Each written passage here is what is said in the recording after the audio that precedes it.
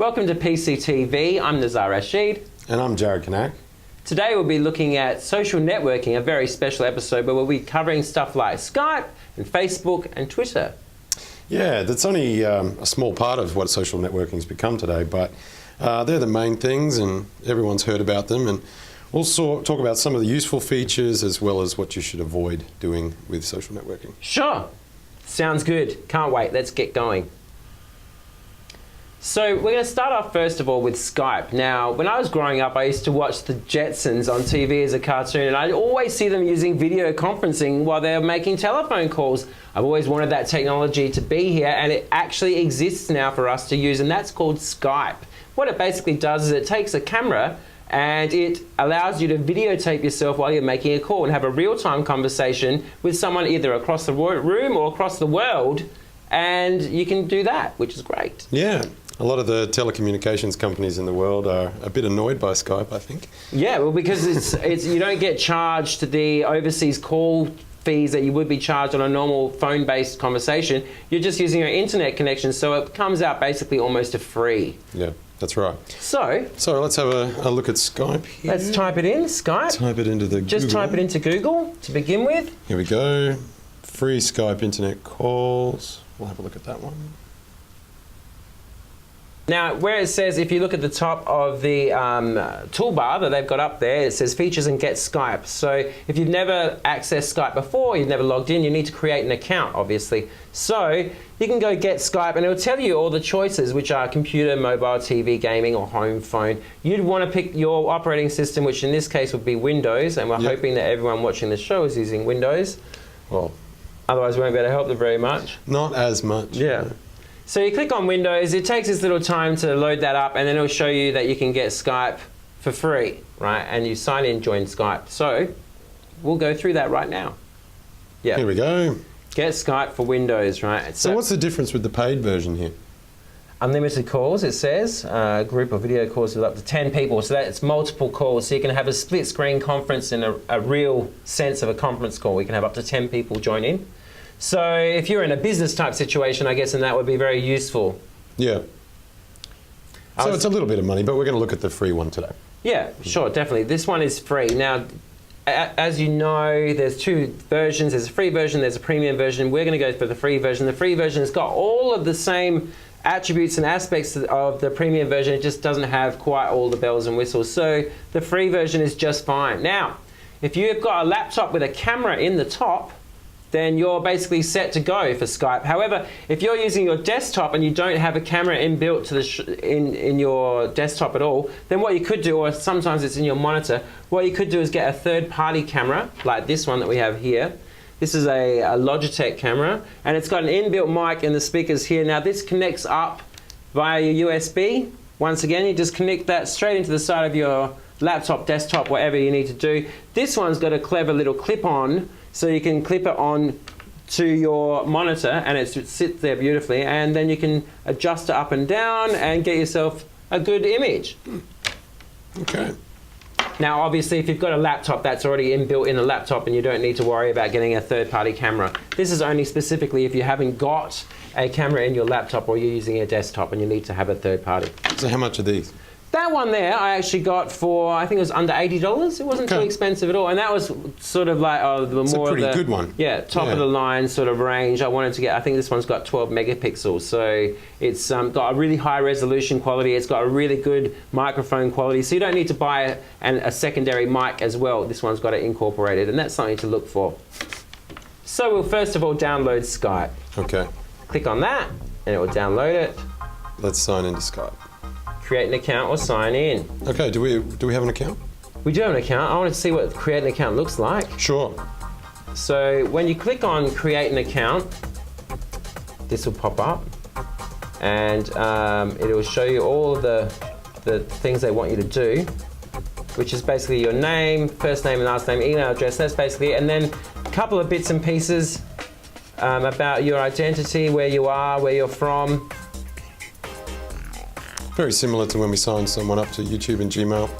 Yeah, exactly. And there's People are your going to robo, get used to these kind of... and there's your robo signer thing right there. Yeah. Once again, you must agree to all their terms and conditions in order to continue. So you can have a look at their privacy statement and the terms of use policy that they have. Click I agree to continue, and then that'll take you in there. Now we've already done this, so we can sign into an existing Skype account. Okay. So we'll sign in. I put in my account details, and I've obviously put in my password, which no one needs to see. Yep. So we sign in, and then your opening page opens up to this. Okay. So it's like our home. Yeah, it's like a home page. Now, there you'll see I've got a list of contacts down the side and stuff like that. And you've got a little ad that didn't used to be there, but they are now. And now you can do stuff like calling someone. So what we'll do is we'll get someone to call us, and we'll show you how it works. Okay. Oh. So now we get a call like this, and normally there'll be an audio component coming in with the call. So now I answer the call with the video. I accept her video call, and there we can see our other person. Hi, Rachel. Hi, Rachel. There you go. Now, as you can see down the bottom, you can see me in the bottom corner. That's the split screen coming from this camera. Now, what you want to do is make sure that if you've got bright lights behind you, that you either cover it with some darkness or whatever, because that will affect the quality of the image that's coming through. Rachel's got everything set up perfectly. We've got a very washed out look, but that's okay because we've got lots of studio lights happening in this studio. Yeah. So now she can hear me, I can hear her, we can have a discussion, and it's just like Jetsons for real. It is. Anyway, this works on your data connection as well, so obviously you want to be mindful of that, but the amount that it actually takes, I think the overhead is very, very small, so you can get away with making a lot of Skype phone calls to anywhere in the world that you want, all day, all night, every day. Okay, and so now we'll disconnect. Thanks, Rach. Bye, Rach. And that's how you use Skype. Excellent. Very, very handy. Cool. Now, obviously, there are some sort of customizations you can do. You can add a photo, you can add a profile photo, you can even bring in apparently your friends from Facebook to join your Skype contacts to see whenever they're online. What happens is once you log in, when you sign in, anyone that's online that's available for you to talk to will come up down the left-hand side as available, and there'll be a green little tick, and you'll be able to see that they're online, and then you can call them. Everything integrates these days. Yeah. Very well done. This is without doubt the most important digital technology for connecting with people face-to-face in the world today. Agreed. Well, another big social networking tool that's come about these days is Twitter. Probably, you've heard of people talking about Twitter or tweets and maybe not know what they mean. I certainly didn't for a long time. But think of Twitter as effectively a live comments engine where you can leave comments in real time about things that are happening, and you can focus them on particular topics. So what it ends up creating is a long thread of people's interactions that are short actions. 140 characters is all you can do the maximum per tweet. Yep.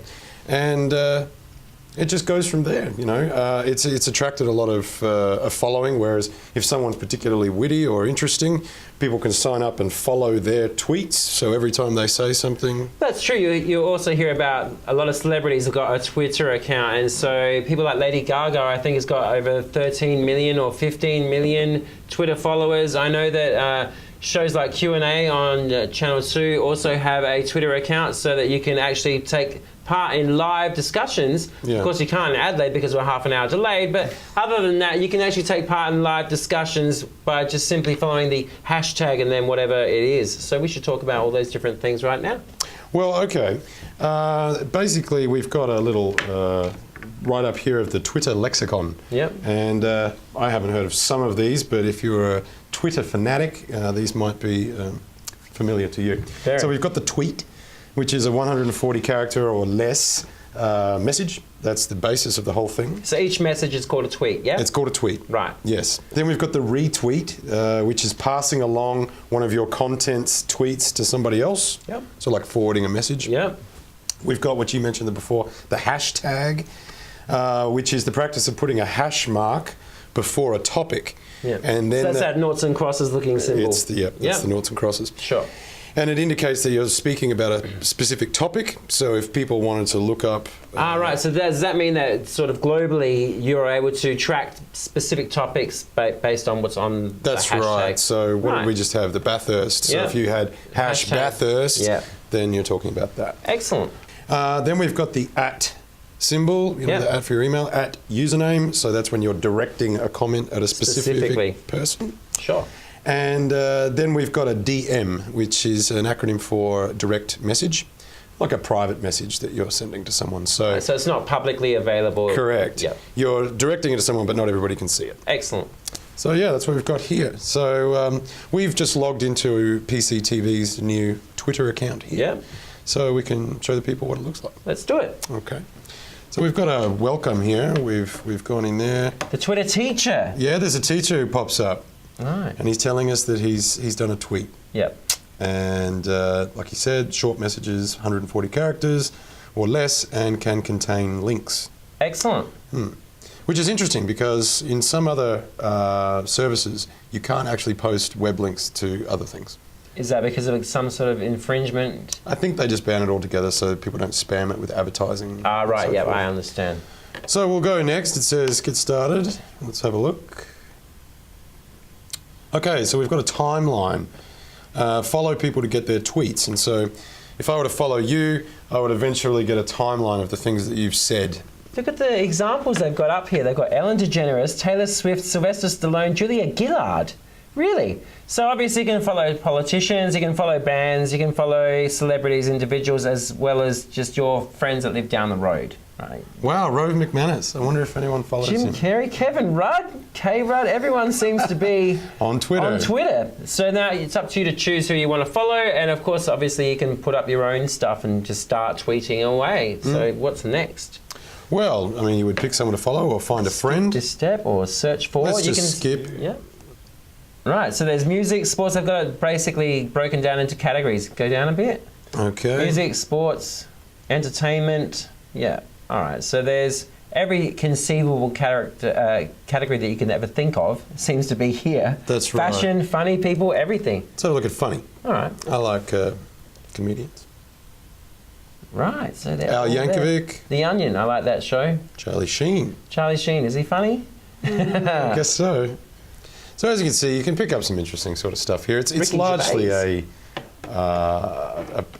presence type function. I'm not sure that you're going to find, deep discourse on relevant philosophical topics on Twitter. Sure. But it is something that's certainly real time, and any event that happens, you'll find out what happens. Actually, that's a valid point. There's sometimes where you'll find that people are using social networking like Twitter to be very malicious. And so you do want to bear in mind the fact that this is a public forum. Whenever you tweet something, it has the ability for everyone to see what you've said, and that might lead to some ramifications. So maybe you want to learn about some sort of etiquette to make sure that you don't, get yourself into trouble. I mean, I think a few politicians recently have lost their careers due to inappropriate tweets that they probably should have thought about before doing it. Definitely. So just bear in mind the fact that this is a public forum. This isn't just something that you're giving just your friends. Anyone has the ability to see this. So ultimately, I'd recommend giving it a go and just seeing if you like it. Just seeing what it's about. You'll like it. If it's not, then you'll never log in again. Definitely. So it's just twitter.com or typing Twitter into Google and you'll find it. Cool. Excellent. Welcome back to PCTV. We're going to continue with our social networking special today by talking about Facebook. Yeah, Facebook, the largest entity in social networking, what really started it all. Yeah. Over 1 billion active users, apparently. I know, that's which is 1/5 of the world's population, which is an incredible statistic to even fathom. That's right. You can't really use the internet now without seeing Facebook or coming up against it in some way, even if you don't use it directly. So we thought we'd look at how you can sign up and how you should use it, maybe some do's and don'ts. Let's talk about what it's about. What is Facebook about and what's it for?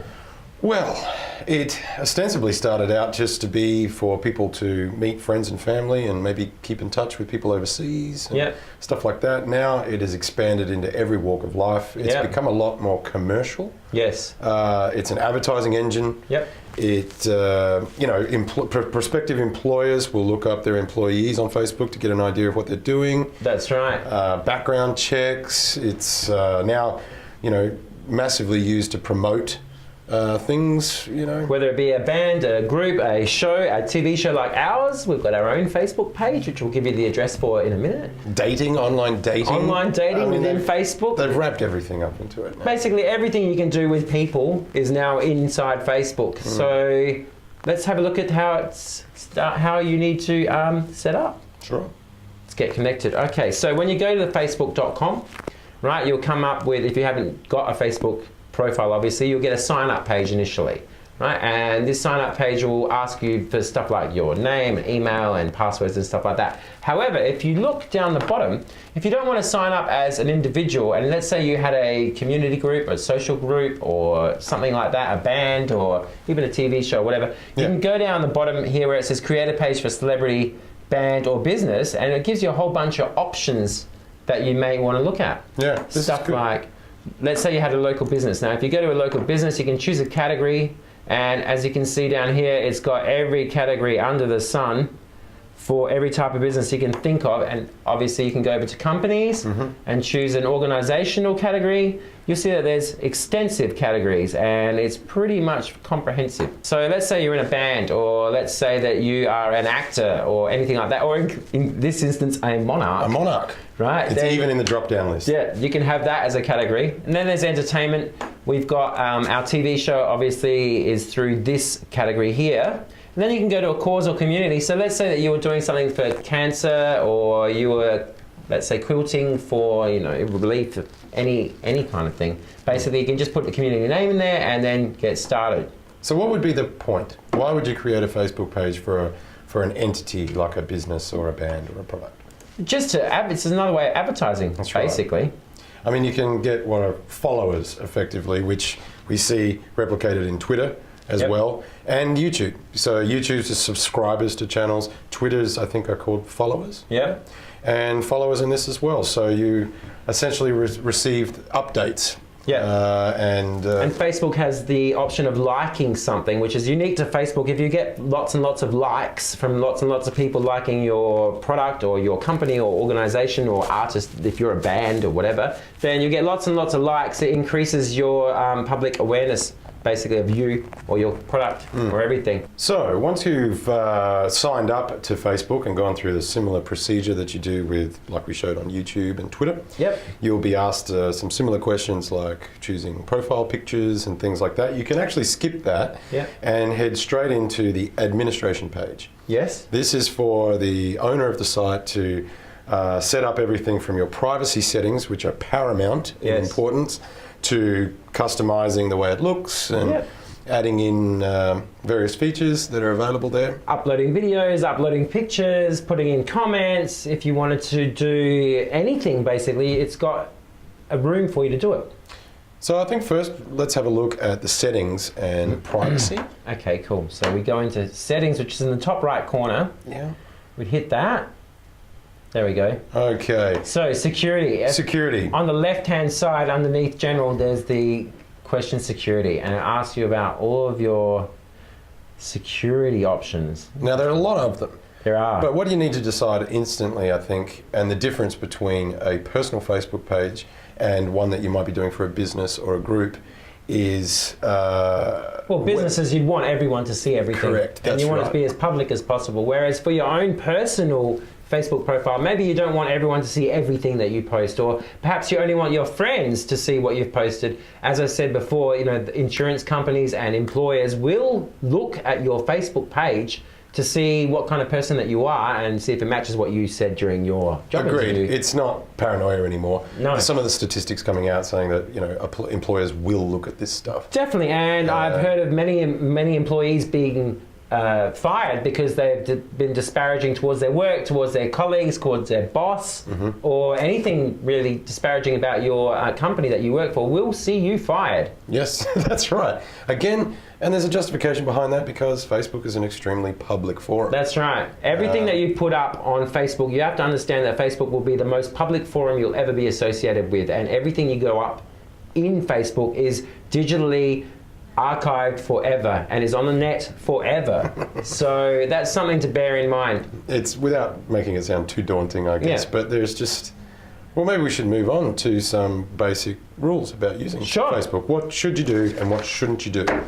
One thing, you should never use your birth date and place of birth because they can use that information to start stealing your identity. That's a key piece of information, and from that they can build a fairly decent profile of you and start stealing your identity, something you definitely don't want to have happen. Well, an easy way to think of that is like ringing up the bank on the phone. Yeah. And you might want to get access to your details or change something, and they'll run through a set of security questions. Yeah. They'll ask you where you were born and maybe some secret question like your mother's maiden name, your birthday. If that information is available on a publicly viewable Facebook page, then anyone can mimic you and get access to and that's, more important believe me, the last thing that you'd ever want.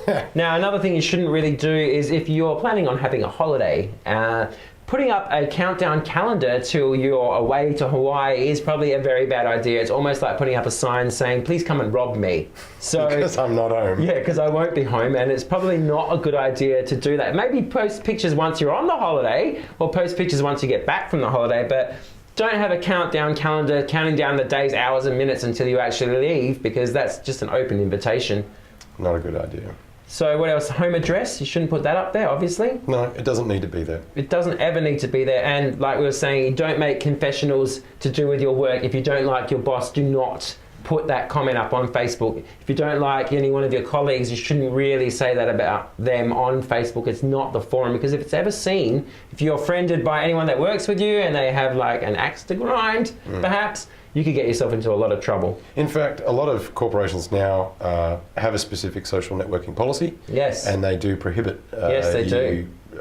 Basically declaring who you work for on Facebook. Really? Or any other social networking site. And I agree with it. I agree it's, with it. again, not required. It's not. It's not necessary. I mean, you don't have to bare all of your soul on Facebook, you know what I mean? It doesn't have to be that detailed for you.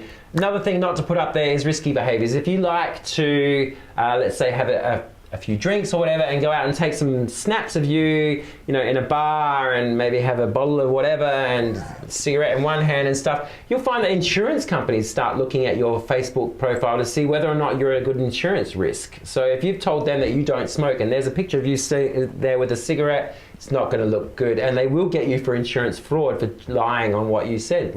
Yeah.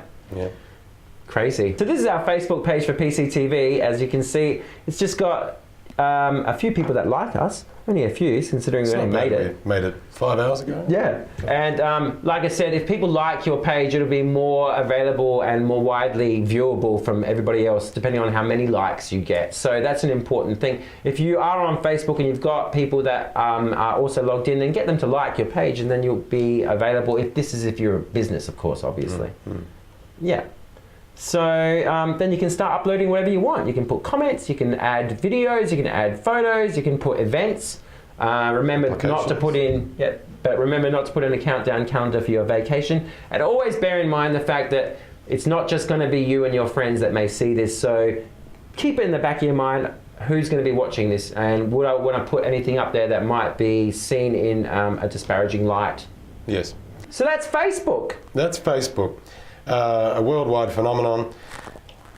Such an interesting thing that's occurred. It certainly does allow for information exchange, etc., but there's a lot of pitfalls in there. And now that it has become so commercialized, be careful of the advertising, etc. You know. Definitely. Yeah. Cool. So that's Facebook.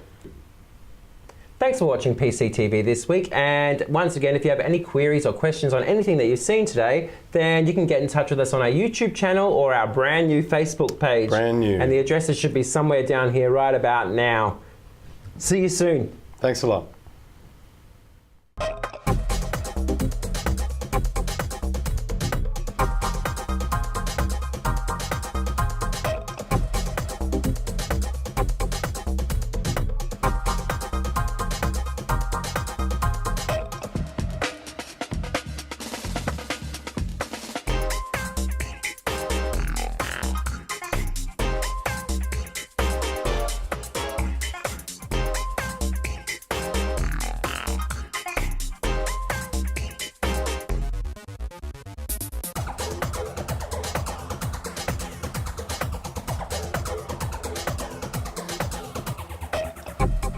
Bye.